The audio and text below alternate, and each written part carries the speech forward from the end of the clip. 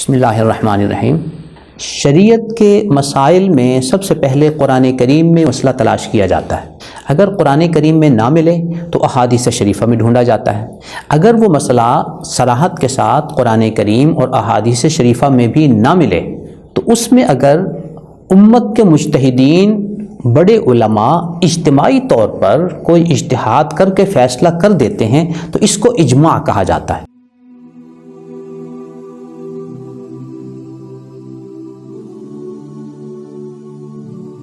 اجماع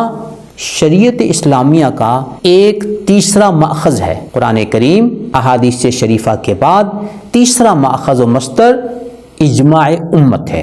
اجماع امت کے دلیل ہونے کے حوالے سے قرآن کریم اور مفسرین کے اقوال کی روشنی میں، احادیث شریفہ کی روشنی میں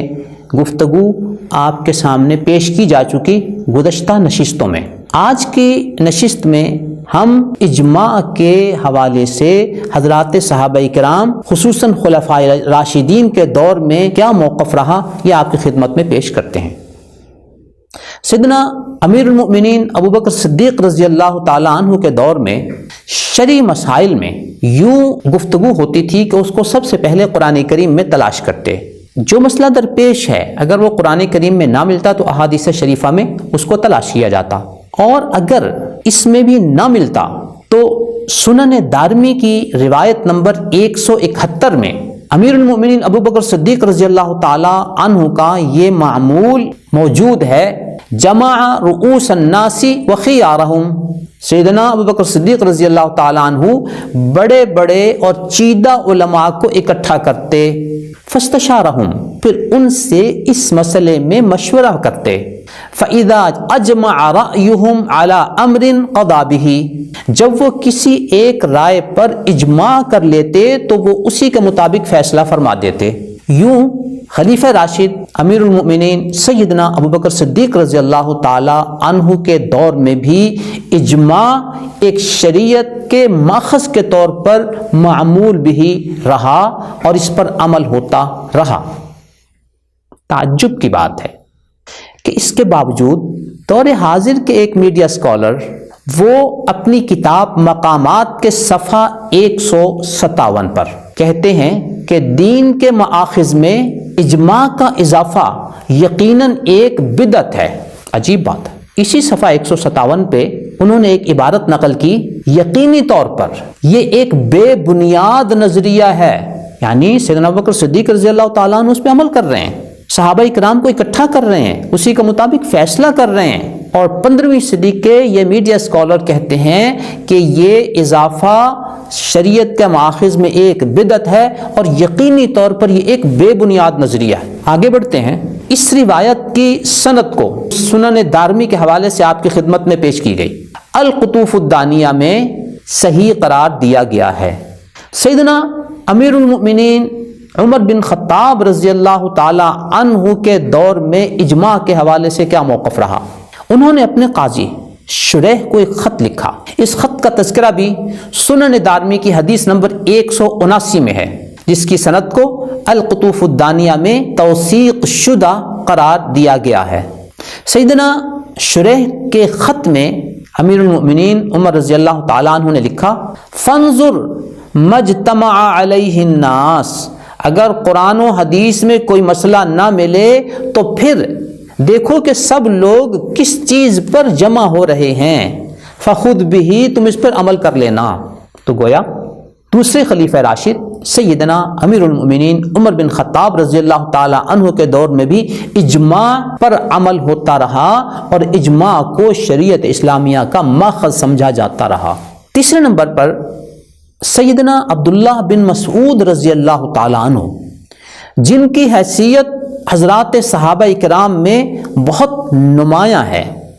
نبی اکرم صلی اللہ علیہ وسلم نے بھی جا بجا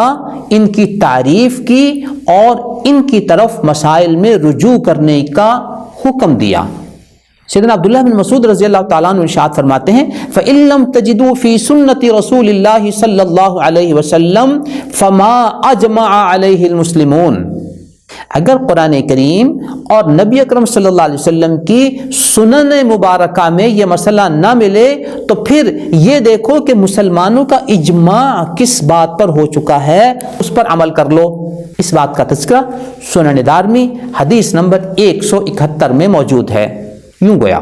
آج کی نشست میں ہم نے آپ کے سامنے پیش کیا کہ سیدنا ابوبکر صدیق، سیدنا عمر بن خطاب، سیدنا عبداللہ بن مسعود رضی اللہ تعالی عنہ نے قرآن و سنت کے بعد اجماع کو ایک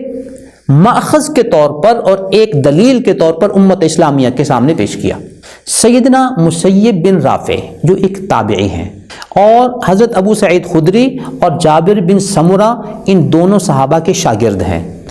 وہ حضرات صحابہ کرام رضوان اللہ تعالی علیہم اجمعین کے اجماع کے بارے میں موقف کا ذکر یوں کرتے ہیں، کانو اذا نزلت بہم قضیۃ، اگر صحابہ کرام کو کوئی ایسا مسئلہ درپیش ہوتا، لیس فیہا من رسول اللہ صلی اللہ علیہ وسلم اثر، اور اس میں نبی اکرم صلی اللہ علیہ وسلم کی کوئی حدیث انہیں نہ ملتی، اجتمعوا لہا واجمعوا، اور اجماع پر عمل کرتے، فالحق فیما رأوا، یہی ان کا موقف حق ہے، فالحق فیما رأوا، دوبارہ کہتے ہیں کہ یہی ان کا موقف حق ہے۔ اس بات کا تذکرہ دارمی نے 115 نمبر روایت میں کیا ہے۔ یوں اجماع کے بارے میں سیدنا ابوبکر صدیق، سیدنا عمر بن خطاب، سیدنا عبداللہ بن مسعود اور